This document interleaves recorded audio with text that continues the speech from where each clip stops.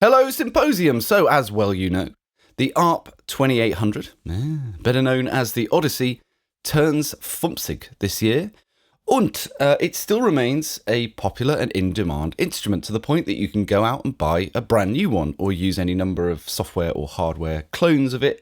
And in this segment, I wanted to explore why that is the case.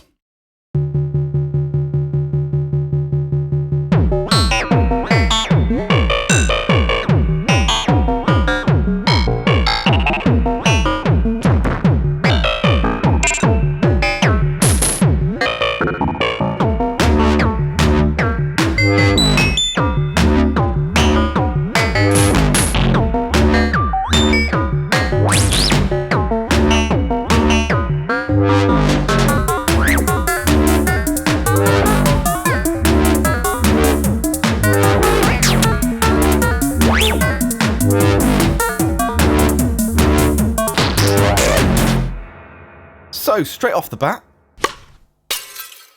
I wanted to make the point that the Minimoog came out in 1970 and it was a revolution in many ways. It still is. But when the Odyssey came out a couple of years later, it could do a whole host of things that the Minimoog could not. And that is because of the design concepts, their different approaches. The Minimoog is about straight down the line, straight to the point, great sounds. Whereas the Odyssey has a load of features and functions and design choices that allow you to do things that are more akin to the kind of things you would do on a modular synth. So you can make these really complex waveforms that just slice through a mix like a chainsaw, which is very different to what the Minimoog is about. And sure enough, if you look at the keyboard legends of the day, like George Duke and Chick Corea, Herbie Hancock and many others, you will see that they will have in their rig a Minimoog, and next to it will be an Odyssey, because if you wanted the full range of sounds in what was a compact format, you needed both.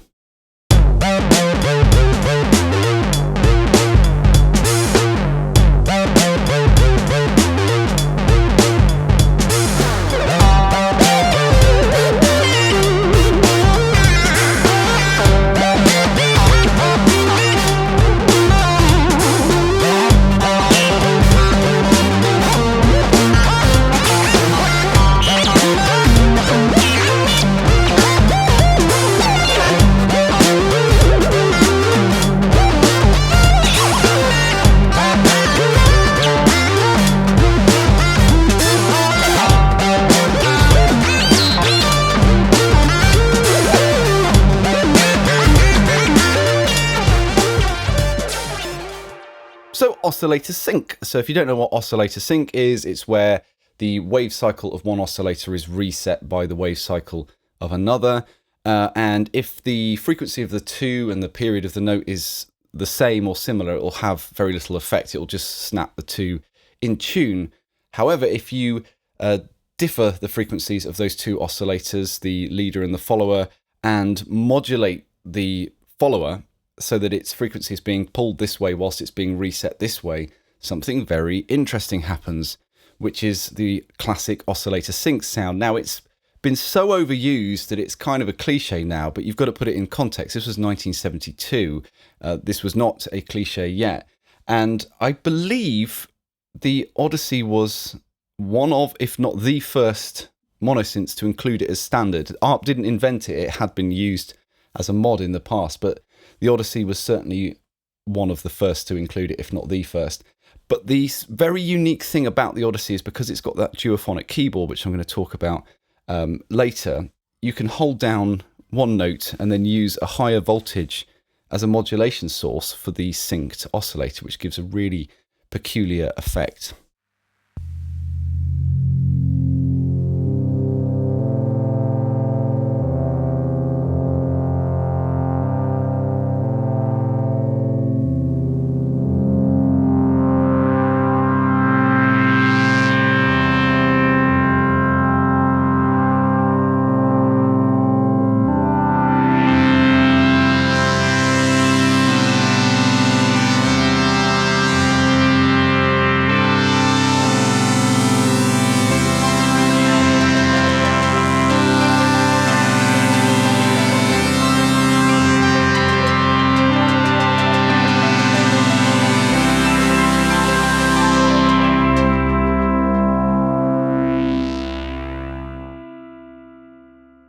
Duophony for you and me. You remember the song?